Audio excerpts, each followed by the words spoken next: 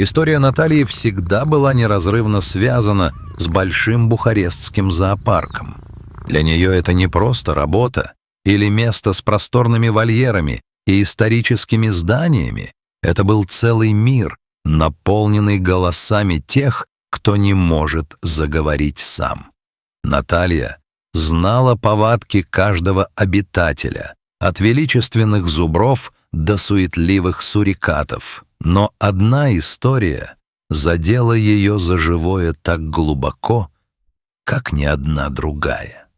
В центре этой драмы оказалась Саша, обычная полосатая кошка, которая со временем стала своего рода неофициальным талисманом зоопарка.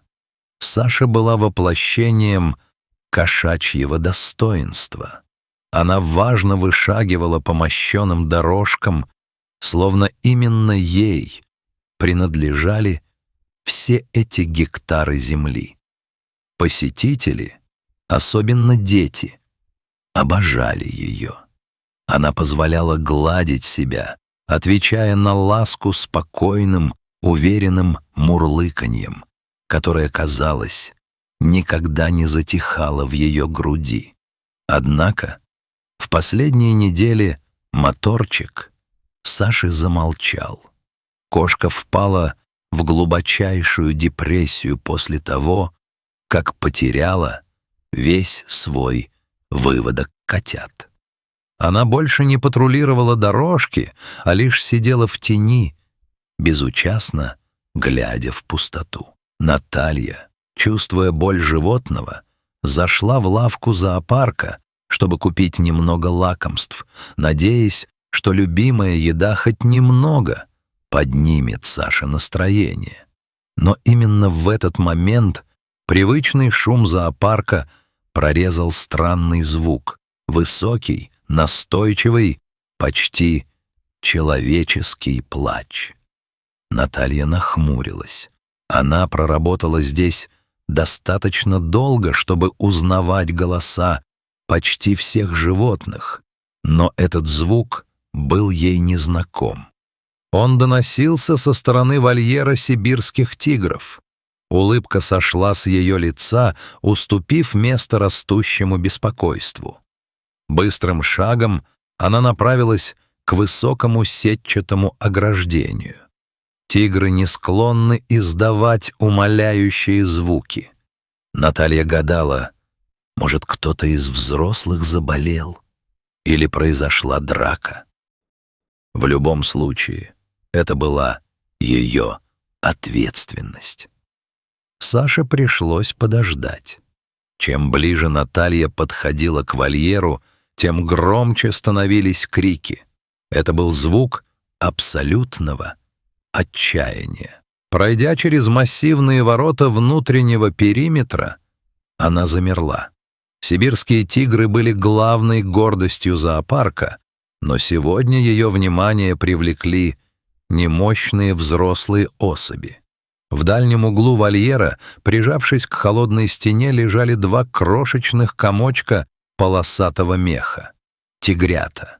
Они были настолько маленькими и хрупкими, что почти терялись в соломенной подстилке. Их мать, величественная тигрица, стояла в стороне, время от времени издавая глухое рычание. Это был четкий сигнал. Она не хочет иметь с ними ничего общего. Волна ужаса окатила Наталью. Последние 3 дня тигрица проявляла признаки раздражения по отношению к потомству, но никто не ожидал полного отказа. Здесь, в вольере, полном взрослых хищников, новорожденные тигрята без материнской защиты не прожили бы и ночи. Оставить их там означало подписать им смертный приговор. Наталья медленно вошла в вольер. Каждое ее движение было выверено и осторожно. Взрослые тигры были взвинчены. Они расхаживали вдоль дальней стены, недовольные шумом, который поднимали малыши. Одно неверное движение, и ситуация могла стать смертельной для человека. Когда Наталья приблизилась, тигрята почти не отреагировали. Они были истощены, кожа до кости, впалые животы, влажная, свалявшаяся шерсть. Непонятно было, намокли ли они от собственной слабости или от влажного ночного воздуха. Шансы на выживание казались призрачными. Она осторожно подхватила их, по одному, на каждую руку. Момент казался сюрреалистичным. Тигры всегда были для нее символом дикой, необузданной мощи, но в ее руках эти существа были такими же беззащитными, как брошенные дворовые котята. Наталья буквально выбежала из вольера и направилась в помещение смотрителей. Другие сотрудники, привлеченные суматохой, застыли в шоке, когда она бережно опустила тигрят на одеяло, наскоро расстеленное на рабочем столе. Мать их бросила. Голос Натальи дрожал от напряжения и жалости. «Нам нужны бутылочки, козье молоко, если есть, одеяло. Все, что может дать тепло». Комната мгновенно наполнилась движением. Кто-то звонил ветеринару, кто-то искал грелки. Наталья знала, что предстоящие дни станут битвой за эти 2 крошечные жизни. И когда она подогревала смесь для кормления, какая-то мысль, едва оформившаяся, заскреблась на задворках ее сознания. И тут ее осенило. Саша. Саша никогда не пропускала суматоху. Встревоженные голоса и необычная суета, доносившаяся из сектора смотрителей, не могли оставить ее равнодушной. Там, где активность, всегда есть шанс получить лакомство или, по крайней мере, выяснить, что происходит. Она проскользнула внутрь, лавируя между ногами обеспокоенных людей. Внезапно кошка навострила уши. Тонкий писк, знакомый, преследующий ее в снах с тех самых пор, как не стало ее котят. Этот звук отозвался в ее сердце нестерпимой болью и надеждой. Саша пробралась сквозь толпу и одним прыжком оказалась на столе. На мгновение она замерла в замешательстве. Перед ней были тигрята. Они не были ее котятами, они пахли иначе. Они были крупнее, но материнский инстинкт, бушующий внутри нее, не признавал биологических различий. Без малейших колебаний Саша подошла к одному из малышей. Мягким толчком головы она пододвинула его к себе и начала методично вылизывать его клочковатую шерсть. Тигренок был холодным и вялым. Кошка стала лизать усерднее, и в ее горле зародился низкий, ракочущий звук, мурлыканье. Смотрители застыли. Наталья не верила своим глазам. «Неужели это сработает?» — прошептал кто-то. Под воздействием тепла Саша, один из тигрят, начал шевелиться. Ее мурлыканье стало громче, когда она переключилась на второго. В ее движениях было что-то яростное и решительное. Это не было обычным умыванием. Это был акт спасения. Саша свернулась калачиком вокруг тигрят, спрятав их под свой подбородок и укрывая своим телом. В помещении воцарилась тишина. Наталья боялась пошевелиться. То, что происходило, нарушало все инструкции по обращению с дикими животными. Но вмешаться сейчас, прервать этот священный процесс заботы, казалось кощунством. Споры начались сразу, как только Саша окончательно утвердилась в роли суррогатной матери. Это было неслыханно. Главный смотритель, Питер, настаивал на немедленном разделении животных. «Это хищники, Наталья. Она домашняя кошка. Мы не можем так рисковать». Наталья стояла на своем. «Мы никогда не видели ничего подобного», — убеждала она. «Посмотрите на них. Они успокоились впервые за 3 дня. Разве мы не должны дать им шанс?» В итоге был достигнут компромисс. Тигрет решили оставить с Сашей, но под строжайшим контролем. Был подготовлен специальный просторный вольер, где кошка и ее приемные дети могли находиться в безопасности от взрослых тигров. Доктор Павле, ветеринар зоопарка, следил за Сашей круглосуточно. Понятно было, что маленькая кошка не сможет выкормить будущих гигантов, поэтому было организовано дополнительное кормление из бутылочки. А сама Саша получала лучшие витамины и усиленный рацион. Дни складывались в недели. На вольере висела табличка «Не беспокоить». Посетителей не пускали, чтобы не нервировать необычную семью. Илья и Миша, так назвали тигрят, крепли не по дням, а по часам. Их глаза открылись, писк превратился в уверенное рычание, а лапы перестали заплетаться. Саша удивительно легко адаптировалась к их растущей силе. Она играла с ними в охоту, обучая их выслеживать и нападать, используя мягкие укусы и удары лапами без когтей. А когда им нужно было утешение, она сворачивалась вокруг них, и ее нежное мурлыканье сливалось с уже басовитым урчанием тигрят. Вскоре новости об этой связи разлетелись по миру. «Кошка воспитывает тигров!» — кричали заголовки. Журналисты осаждали ворота зоопарка, папарацци запускали дроны. Наталья оказалась в центре медийного шторма. Ей предлагали огромные деньги, чтобы передать тигрят в частные заповедники, утверждая, что в зоопарке им не место. Многие критиковали ее за противоестественный эксперимент, но Наталья оставалась непреклонной. Она видела то, чего не видели эксперты по телевизору. Илья и Миша не просто выживали, они процветали. И все благодаря маленькой полосатой кошке, которая отдала им все свое тепло. Прошло полгода. Теперь Илья и Миша превратились в долговязых подростков.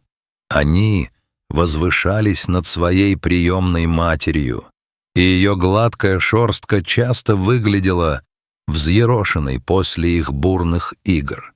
Иногда Саша с преувеличенным раздражением шипела на них, когда они слишком сильно прижимали ее к земле. Но через минуту она уже сама ластилась к их мощным шеям. Между ними существовало глубокое уважение. Несмотря на то, что тигры переросли Сашу в 3, в 4 раза, они никогда не забывали, кто спас их в первые дни. Они вылизывали ее своими шершавыми языками, предназначенными для сдирания мяса с костей, но с Сашей они были предельно нежны. По ночам они спали вместе. Огромные полосатые горы мышц и крошечное пятнышко домашней кошки между ними. Однако Наталья понимала, природа берет свое. Илья и Миша становились взрослыми хищниками.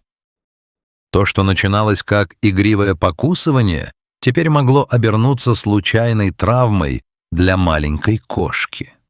После долгих консультаций с доктором Павле было принято трудное решение. Настало время для разлуки. День разделения был пропитан тишиной и напряжением. Саша, обладавшая невероятным чутьем, все поняла заранее. Она беспокойно расхаживала по вольеру, издавая тревожные звуки. Тигры, обычно активные, сидели притихшие, прижимаясь к ее бокам. Процесс был быстрым и болезненным. Смотрители использовали транквилизаторы, чтобы усыпить Илью и Мишу для транспортировки в их новый постоянный вольер. Когда огромные кошки заснули и их унесли, Саша осталась одна в пустом пространстве. Наталья зашла к ней, пытаясь утешить, но кошка лишь тихо зашипела, а ее глаза были полны невыразимой тоски. В течение следующих недель Саша превратилась в тень самой себя. Она часами сидела у решетки, глядя в сторону, где теперь жили ее дети, и ее хвост лишь изредка подергивался от печали. Тигры тоже тосковали. Наталья видела, как они замирали, вглядываясь вдаль, словно ожидая, что из-за угла вот-вот выйдет их маленькая полосатая мама. Время шло. Пролетело 3 долгих года. Илья и Миша превратились в величественных самцов, весивших сотни килограммов. Они привыкли к своей жизни, но Наталья чувствовала, что какая-то связь осталась неразорванной. Саша все еще жила в зоопарке, она стала старше, спокойнее, но ее взгляд неизменно теплел, когда она чувствовала запах тигров, доносившийся ветром. Все изменилось, когда в зоопарке сменилось руководство. Новая управляющая, сама будучи матерью, была глубоко тронута этой историей. Когда Наталья в очередной раз, уже без особой надежды, попросила организовать свидание для Саши и тигров, к ее изумлению ответом было «да». День встречи выдался солнечным. Меры безопасности были беспрецедентными. Ветеринары с дротиками наготове, четкий план эвакуации.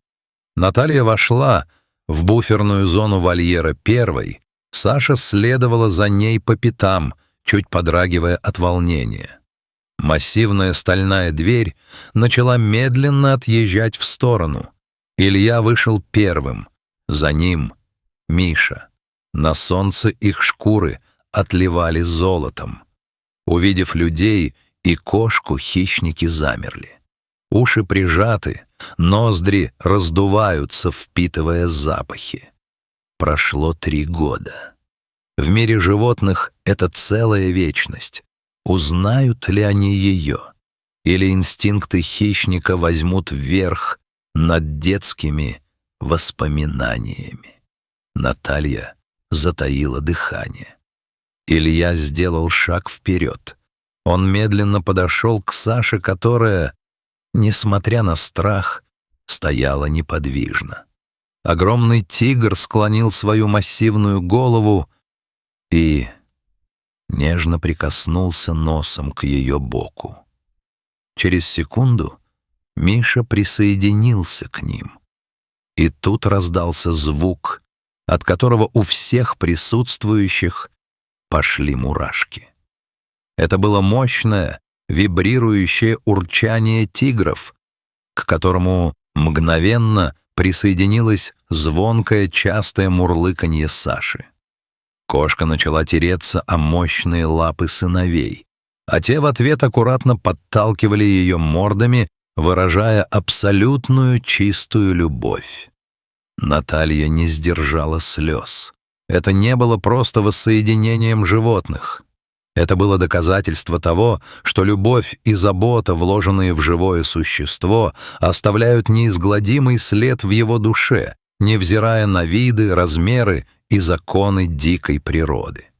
Саша, маленькая кошка с сердцем львицы, совершила невозможное. Она не просто вырастила 2 тигров, она создала узы, которые оказались сильнее времени и самой смерти. И в тот день в большом бухарестском зоопарке каждый понял: материнство — это не биология, это выбор сердца.